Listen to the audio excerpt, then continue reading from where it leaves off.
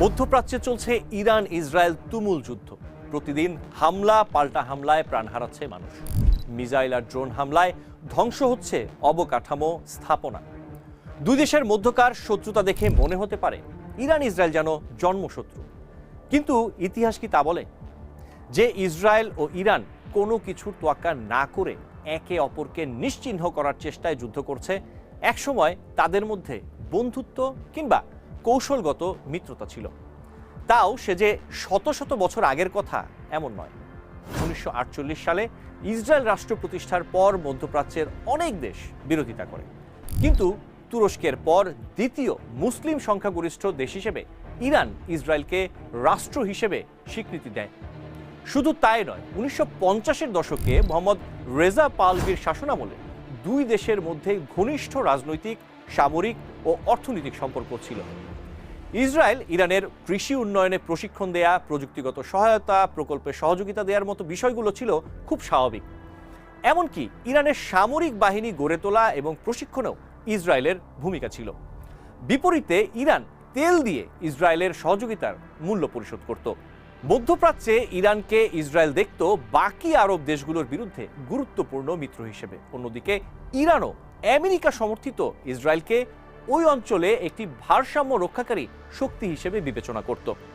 শুধু তাই নয়, অনেকে হয়তো জেনে অবাক হবেন, একটা সময় মধ্যপ্রাচ্যে ইসরায়েলের বাইরে সবচেয়ে বেশি ইহুদি বসবাস করত ইরানে।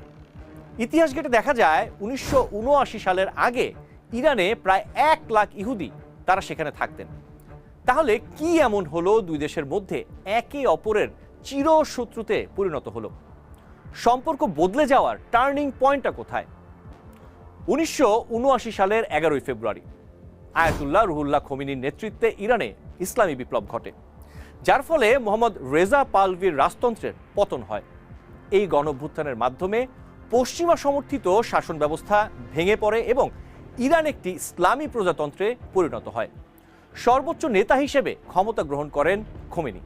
এর ফলে ইরানের সামাজিক, রাজনৈতিক ও পররাষ্ট্রনীতিতে আমূল পরিবর্তন আসে। ফিলিস্তিনি ভূখণ্ড দখলের কারণে ইসরায়েলের কঠোর সমালোচনা শুরু করেন আয়াতুল্লাহ খামেনি। এরপর থেকেই ইরানের সরকারি নীতিতে ইসরায়েল বিরোধিতা বাড়তে থাকে। আয়াতুল্লাহ ফিলিস্তিনিদের প্রতি সমর্থন জানিয়ে ইসরায়েলের বিরুদ্ধে সরাসরি অবস্থান নেন। ইহুদি রাষ্ট্র ইসরায়েলকে অস্বীকার করেন। তেহরানে ইসরায়েলের দূতাবাস বন্ধ করে সেখানে ফিলিস্তিনি দূতাবাস স্থাপন করা হয়, যা ছিল নতুন সম্পর্কের প্রতীকী বার্তা। ইরানের নতুন সরকার ইসরায়েলের সাথে সমস্ত কূটনৈতিক ও বাণিজ্যিক সম্পর্ক ছিন্ন করে। একই সাথে ইরানের সাথে আমেরিকার সম্পর্কের দূরত্ব বাড়তে থাকে। 1982 সালে লেবাননের গৃহযুদ্ধের সময় ইসরায়েল দেশটিতে সবচেয়ে বড় আক্রমণ চালায়। সে সময় ইরানের ইসলামী বিপ্লবী গার্ড কর্পস এর সহায়তায় লেবানন ভিত্তিক সশস্ত্র সংগঠন ও রাজনৈতিক দল হিজবুল্লাহর সৃষ্টি হয়, যাদের আজ লেবাননে ইরানের শক্তিশালী প্রক্সি হিসেবে বিবেচনা করা হয়। মধ্যপ্রাচ্যে ইসরায়েলের আগ্রাসন ও আমেরিকার প্রভাব কমাতে প্রতিরোধ অক্ষ, এক্সিস অফ রেসিস্টেন্স তৈরি করে ইরান। হিজবুল্লাহর মতো সশস্ত্র গোষ্ঠীগুলোকে সমর্থন দিয়ে লেবানন, সিরিয়া এবং ইয়েমেনে ইসরায়েলের সাথে প্রক্সি যুদ্ধে লিপ্ত হয় ইরান। 1990-এর দশক থেকে এই শত্রুতা আরও প্রকাশ্য রূপ নেয়। সাইবার হামলা, তেলের ট্যাঙ্কার ও পারমাণবিক স্থাপনায় আক্রমণের ঘটনা ঘটে।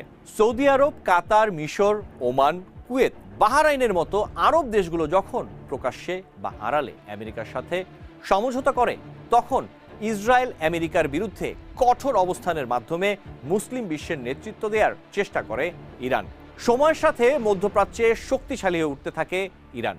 সরকার পতনের বহু চেষ্টা করলেও ব্যর্থ হয় আমেরিকা ও ইসরায়েল। এরই ধারাবাহিকতায় সবশেষ পারমাণবিক অস্ত্র তৈরির অভিযোগ তুলে বহু বছর ধরেই ইরানকে ধরাশায়ী করার চেষ্টা চলছিল। একই বিষয়কে কেন্দ্র করে এর আগেও একাধিকবার ইরানে হামলা চালিয়েছে ইসরায়েল ও আমেরিকা। যদিও ইরান দাবি করে আসছে তারা পারমাণবিক অস্ত্র তৈরি করছে না বা করেনি। ইসরায়েল ইরান শত্রুতা বাড়তে বাড়তে আজকের এই যুদ্ধ, যেখানে কেউ কাউকে কোনো ছাড় দিচ্ছে না। বরাবরের মতোই ইসরায়েলের পাশে রয়েছে আমেরিকা, কিন্তু আরব রাষ্ট্রগুলোকে এই যুদ্ধে পাশে পাচ্ছে না ইরান।